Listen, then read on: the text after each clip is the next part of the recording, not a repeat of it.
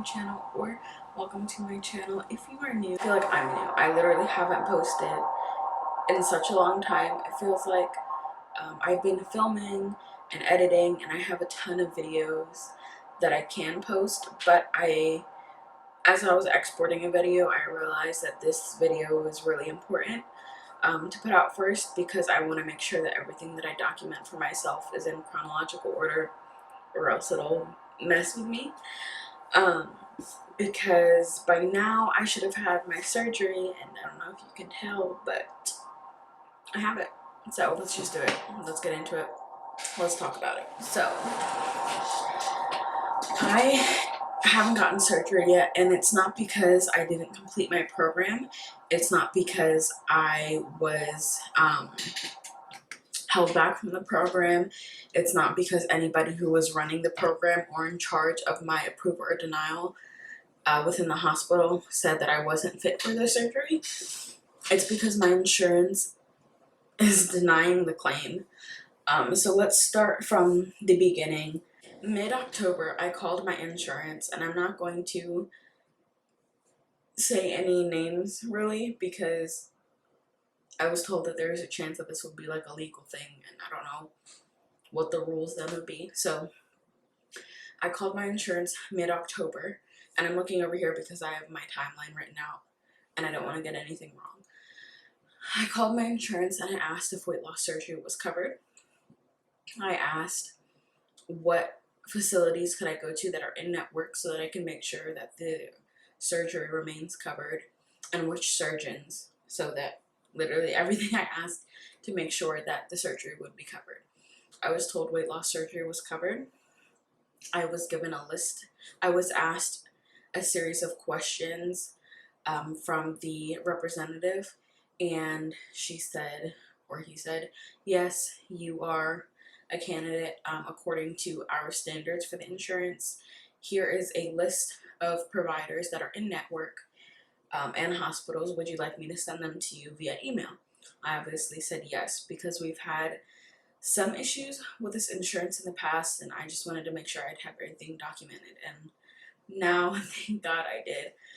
So I have proof that they sent me those documents, and I went ahead, took my time researching surgeons and facilities, and I ended up with the third surgeon on the list, which is my surgeon, who's really nice.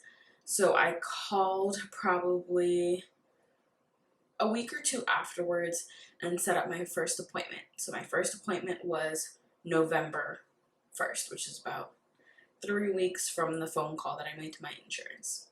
November 1st, I meet with my surgeon. He's great. We have a really good conversation. He says, after looking at my past history and seeing that I have gone through programs before, he thinks I'm a great candidate. He's encouraging me to keep going, and that he is going to do everything in his power to make sure the surgery gets done. So my first visit with the surgeon is November 1st. Goes great. He puts me through the system. So now I'm meeting with my nutritionist every month for the next 6 months, because that's how long my program was for insurance. 6 months from November 1st. So November 22nd, I met with my nutritionist, Monica, and we talk about nutrition. Okay. Then December rolls around. My app wouldn't pull up any of my appointments from December, but I know I met with my nutritionist again in December. January 27th, I met with my psychiatrist. That is part of the requirement. You have to meet with a psychiatrist who clears you for surgery, or if they don't, I don't know what happens. But I've always been cleared. So 27th, I meet with my psychiatrist. Didn't like her, but whatever. She cleared me. Great. January 30th, I meet with my nutritionist again. Proceed. February 5th, I meet with my nutritionist. Great.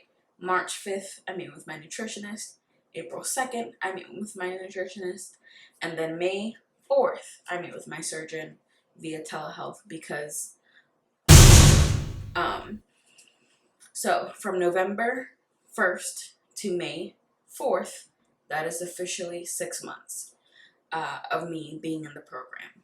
And I met with my nutritionist every single month, and I hit all the requirements except for doing my labs because corona. But that can be done later, I was told. So I meet with my surgeon May 4th via telehealth. We talk about how the program's been going. He kind of gets a read on me mentally, seeing where I am, and he decides that I'm clear to proceed with surgery. So he goes ahead and forwards my file to his biller. Bless her heart. She's been so kind. So my file is now in his insurance biller. So every surgeon in this facility has a biller that they work with who sends the paperwork and deals with the insurance. So my biller, let's call her Sally. Sally submits to the insurance and it gets denied. However, we don't know it's denied until it's been about a week or two since she's told me it's been sent, and I give them a call and I was like, hey, is there anything that I can do to make this process go faster? Are you missing any documents? And the insurance representative tells me, no, we denied it, and hung up on me. I'm not kidding. I was like, what the heck? And I thought, maybe the call disconnected, but like they definitely hung up. So I gave Sally a call and I was like, hey, I don't know if you know this, but they denied the insurance claim. And she was like, I had no idea. So then she gave them a call, and she then submitted the forms to 2 separate departments. So now they've received it a total of 3 times. Sorry, y'all. I had to go break out my big binder where I have the rest of this stuff documented. After I realized that the insurance didn't even update me or Sally on the denial the first time, I got this weird feeling and I went back and documented.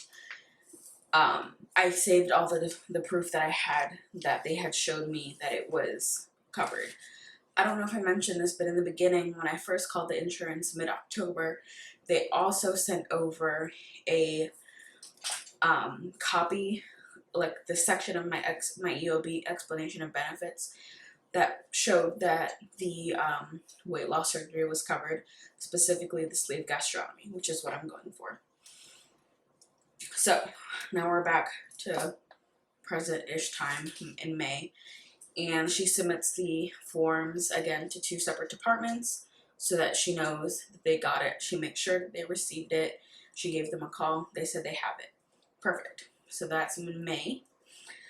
By June, we haven't heard anything. So on June 16th, I call the insurance, and the representative tells me they received the documents from Sally on May 12th, and that they have 30 days to review. So maybe that's why I haven't gotten a response. But if the insurance received the documents on May 12th, and I call June 16th, it's been over 30 days. So when I tell her that, she says, oh, okay, well, I'm gonna put a note in or something like that. Call back in 2 weeks. Okay, fine. I go ahead and document all of this. I call back June 30th, which is 2 weeks from June 16th. And I'm told that the documents were not received May 12th, but they were received June 1st. Doesn't make any sense, but fine. Okay, so I'm thinking if they were received June 1st, it's June 30th, they technically have 1 more day, and then it's 30 days. But this representative tells me it takes 10 to 15 business days to get a response from June 1st. So if we look on June 30th, 10 to 15 business days would be like what, June 22nd? So it's still past 10 to 15 business days. So she tells me to call periodically to check up on it. Mind you, that's not my job. That's not Sally's job. It's the insurance's job to keep up on your claim. So she told me to call on June 30th, she told me to call periodically. Okay, fine. It is June 5th. No, it's July 5th. On July 8th, it'll be a week since I've called the insurance. And I was thinking about calling them every Wednesday, every week, once a week. But now that I've looked at my own timeline and I've spoken this out loud and gotten it off my chest, I'm gonna call them every other day, maybe 2 times a week if I'm feeling nice, because it's ridiculous. If I didn't have proof that the insurance is to be covered. Now, mind you, I did get the explanation of benefits sent to me in 2019. And for some insurances, when the new year rolls around, your EOB is updated and sometimes things aren't covered. I made sure July 1st that my EOB was the exact same.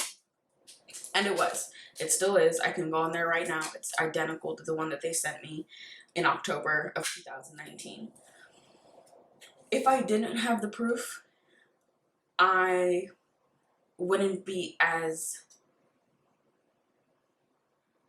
frustrated, as short-tempered as I am now, because it's literally all right there. I was told that it's covered.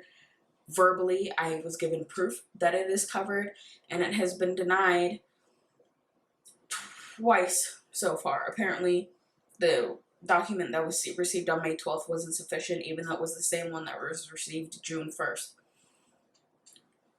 What also just fuels this fire is how rude most of their customer service representatives are. And I get it, insurance, working it probably isn't fun. You probably don't deal with the best people when they're calling in. And I've tried my hardest to be nice, but I'm getting so done with it all that I'm probably going to be a Karen. Like, I just can't help it. It's like my final form at this point.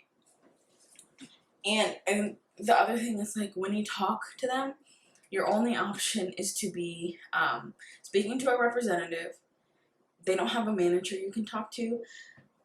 They can only escalate the call. Now, I've worked a call center before, and when we escalate, it's just sent to somebody who's like a senior in the company, somebody who's been with the company long enough and has like escalation training for dealing with angry people. So I don't even know what to do. I can't talk to a manager. We have spoken to a family attorney because this insurance is weird, kind of the way we have it. But he can't really do anything because we're living in a different state than he is. So, yeah, that's basically the update. I'm gonna call them tomorrow, which is Monday, then again on Wednesday, and if I don't get any news, I'm calling them again Friday, and I'm gonna continue that until I have an answer.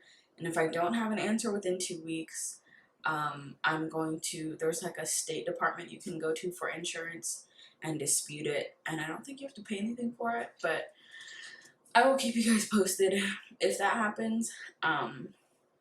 Just send thoughts and prayers because I'm really trying to keep my cool and keep my temper, but I'm like slowly losing it because I'm so over it. Like, I've worked my butt off, and the way they speak to you on the phone is so demeaning, and just, I'm done, and I'm just gonna fight tooth and nail for what I've been working for. So I will document these phone calls and wait, because I don't know if I'll be allowed to post them if it does turn legal.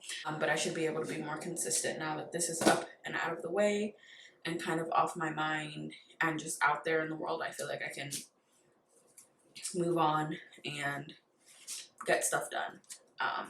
But this is also kind of like, if you're going through the process and God forbid you're going through something similar, just like keep fighting for it, because if you know that what you're doing is right, like, it'll turn out in the end. So I am going to get out of here. I'm going to edit this video. Thank you guys for watching. Thank you for listening. And I hope you're having a great one. Peace.